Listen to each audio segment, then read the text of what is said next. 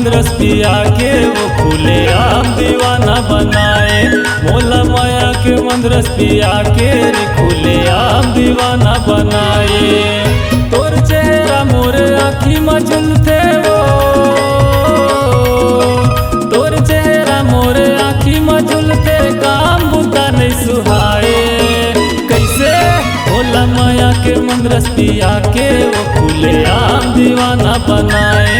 भोला माया के मंद्रस पिया के रे खुले आम दीवाना बनाए।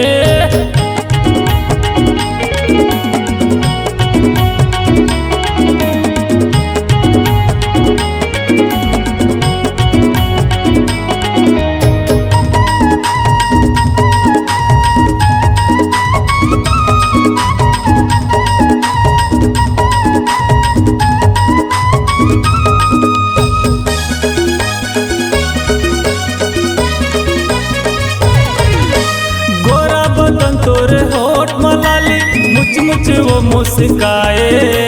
गजरेली दोनों आँखी तोर कातिल छाती में छुरी चलाए।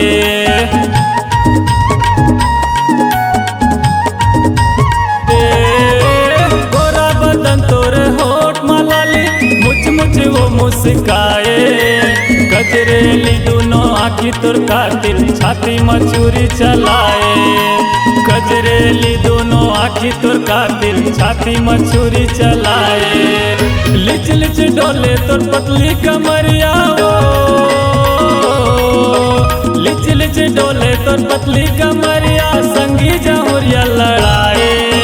कैसे भोला माया के मंद्रस पिया के वो खुले आम दीवाना बनाए। भोला माया के मंद्रस पिया के रे खुले आम दीवाना बनाए।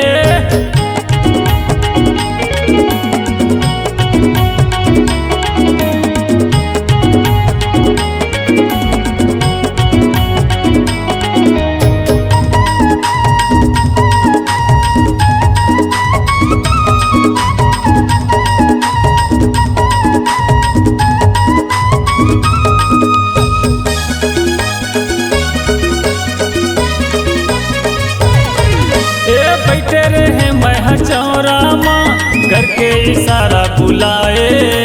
तिरमा बुला के हाय हलो कह के हाथ मिला के हिलाए।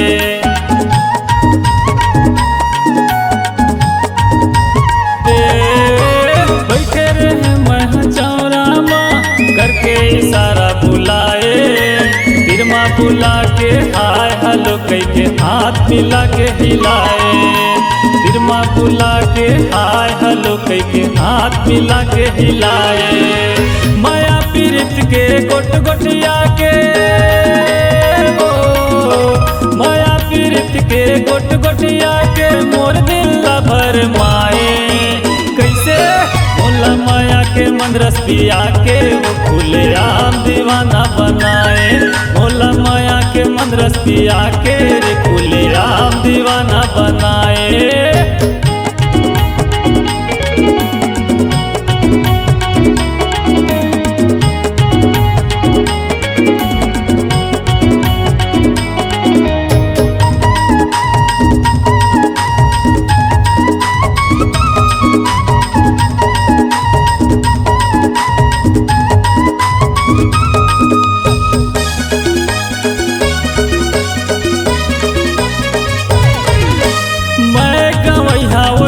से गढ़िया मरका मेला मोर गाँव बे में तरा मोर जिला पड़ते चंदन धुर मोर नाम।